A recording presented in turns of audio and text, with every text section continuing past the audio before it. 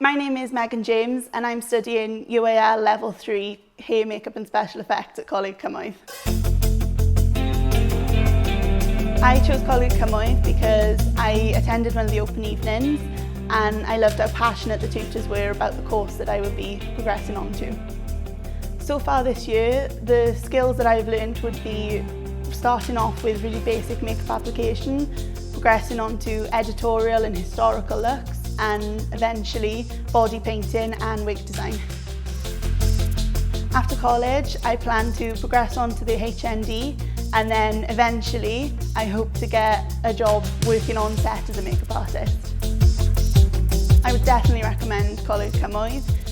I found that so far I've had such a great experience, even though it is only my first year, and I've learnt a lot already. I would say that the highlight so far has been working with a professional photographer so that I can see my work in a professional setting and see how that translates onto camera.